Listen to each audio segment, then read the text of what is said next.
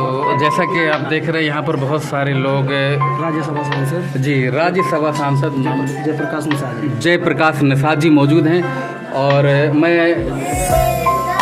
ये हमारे प्रधान जी हैं और यहाँ पर बड़ी श्रद्धा के साथ बहुत सारे लोग जमा हुए हैं आज यहाँ पर।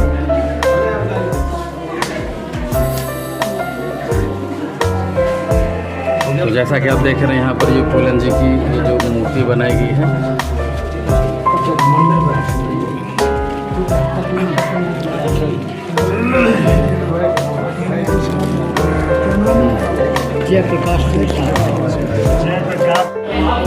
नमस्कार, आदावर्ज शास्त्री काल, जय भीम, जय भारत, जय संविधान। मैं हूं डॉक्टर आरिफ कुरैशी और आप देख रहे हैं वी आरिफ यूट्यूब चैनल। तो दोस्तों, वीरांगना फूलन देवी के नाम को कौन नहीं जानता। एक शेर उन्हीं पर याद आया कि ये कैसी सरकारी सुरक्षा, इससे तो अपना बीहड़ अच्छा, और अगर आज बीहड़ में होती तो अपना जीवन ये ना खोती। तो जी हाँ मेरे भाइयों, आपको इस शेर के माध्यम से मैंने आपको बहुत कुछ समझा दिया है और यहाँ पर बहुत सारे लोग आए हैं जिनको मैं आपके सामने रूबरू करूँगा। तो सबसे पहले मैं नाम लेना चाहता हूँ, आप अपना नाम बताइएगा। मेरा नाम सर्वेश कुमारी है जी। कहाँ से आई हैं आप? कानपुर से आई हूँ। कानपुर से आई हैं, तो किस लिए आई हैं जरा बताइएगा। मैं यहाँ पर अपनी जो वीरांगना फूलन देवी जी को मैं अपना आइडल मानती हूँ।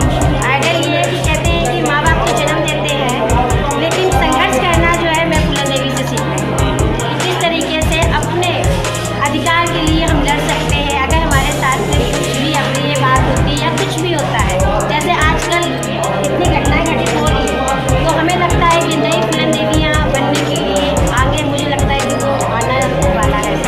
तो वो चीज़ हम लोगों को फूलन देवी जी से सीखना चाहिए कि हम महिलाओं को डर के नहीं डट के रहें।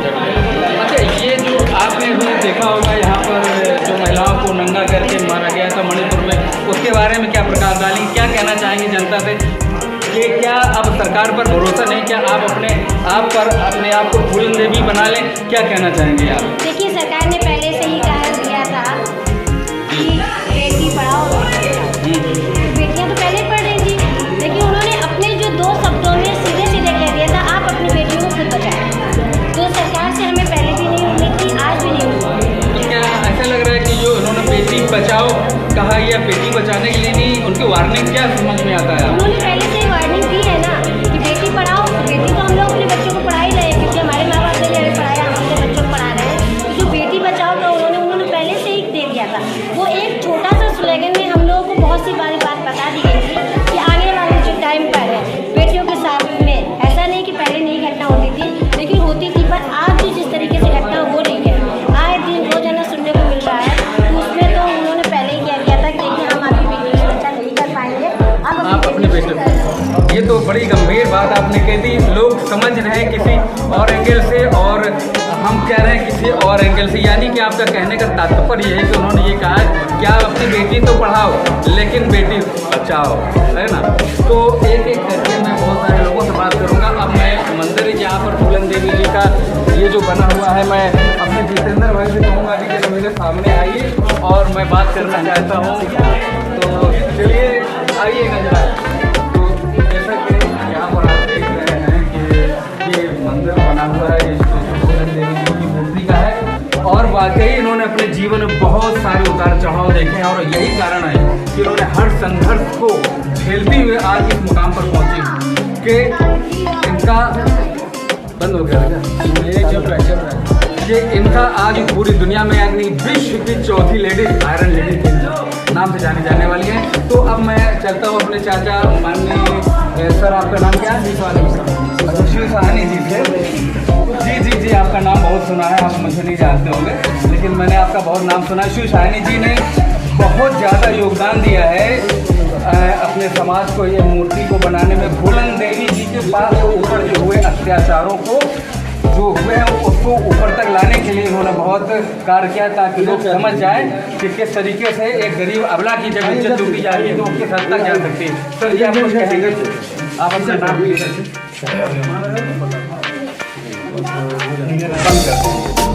फूलन देवी के जन्म महोत्सव में बहुत सारे एकदम मेला सा है, बहुत ज़्यादा जगह जगह से लोग आए हुए हैं। ये देख लीजिएगा।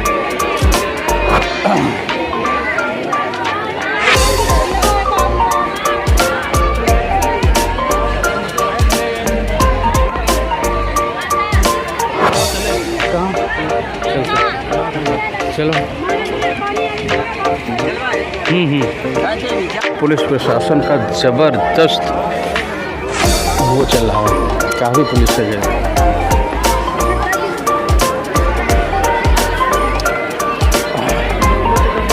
ये रोटियां बनाई जा रही हैं।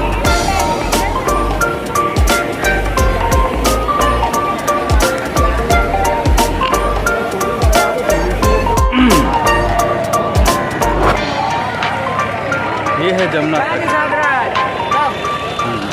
यहाँ पर आप देख रहे हैं ये पूरा जय निषाद राज, और ये पर ये देख रहे हैं आप जमुना, और इधर जनरेटर की व्यवस्था और पूरा खाने पीने की सारी व्यवस्था आपके यहाँ पर चल रही है। फूलन देवी के जन्म महोत्सव यानी कि जन्मदिन मनाया जा रहा है दोस्तों, उनके ही गांव में।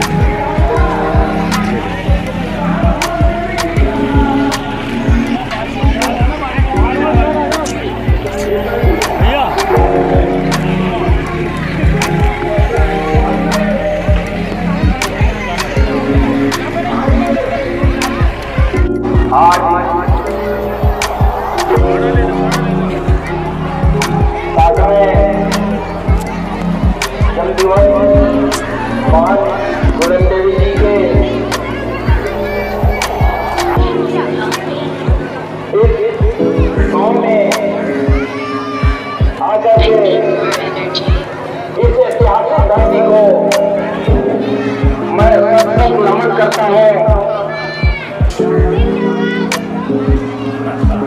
इस कार्यक्रम को ये प्रोग्राम चल रहा है। आयोजन करता आदरणीय इंजीनियर जिस आगे जी और इस कार्यक्रम में आए और हमारे कमलेश पाटिल आपका भी आ जाएगा।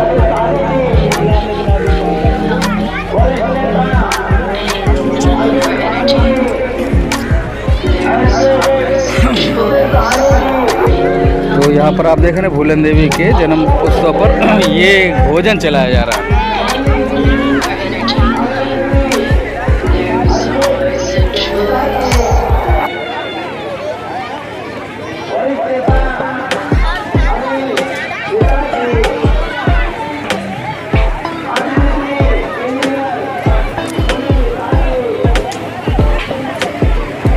पुलिस का भी पूरा बंदोबस्त किया गया है। हाँ जी,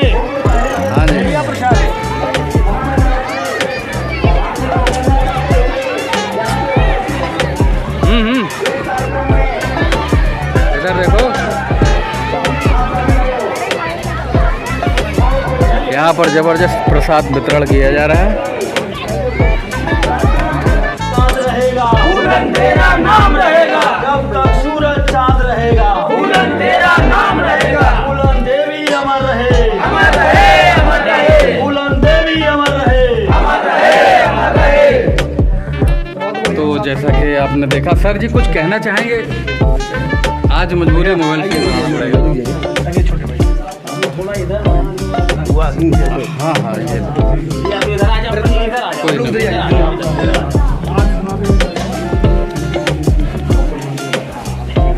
तो जैसा कि सभी को मालूम है कि यहाँ पर जो फूलन देवी जी का जन्म दिवस मनाया जा रहा है, तो आप कुछ दो बातें बता दें।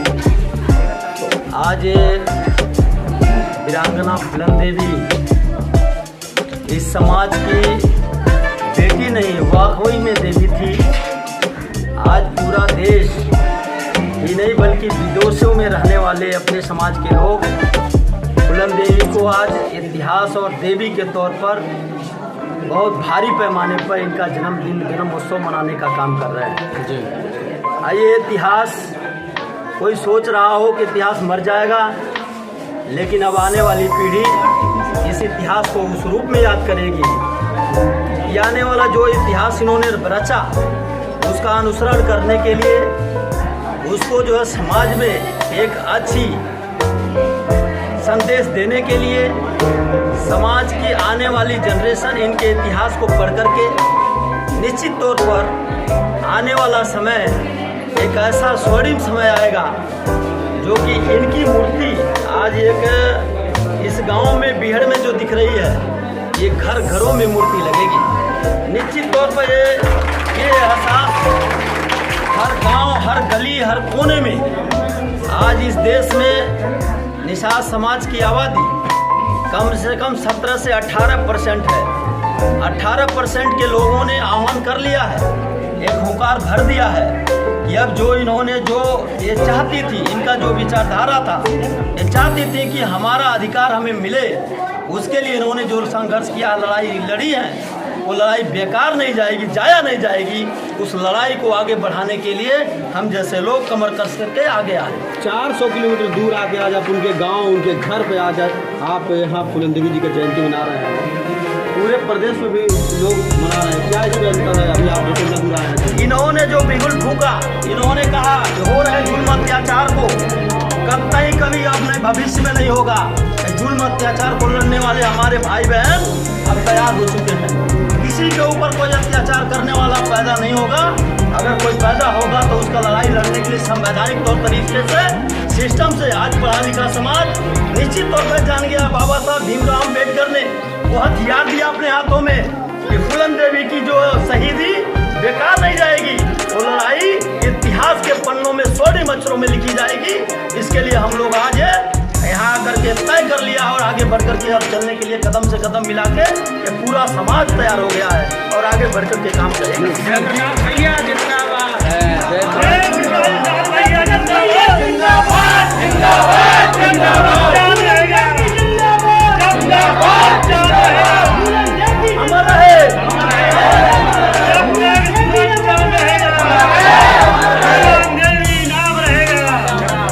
जब तक सूरज चांद रहेगा,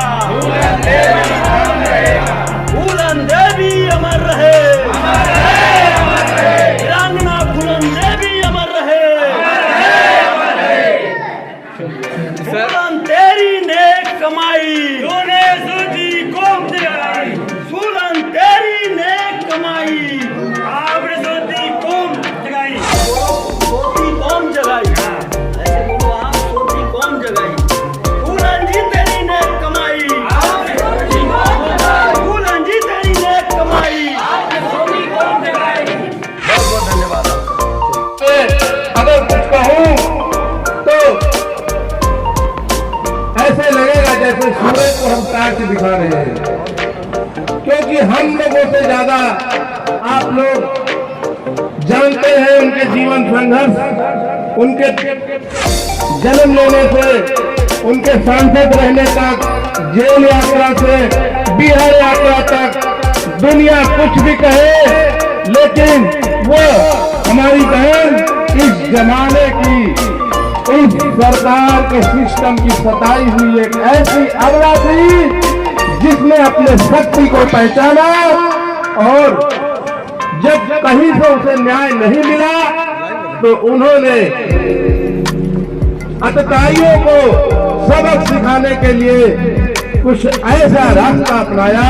अगर ऐसी घटनाएं आज भी समाज में बहुत घटती है।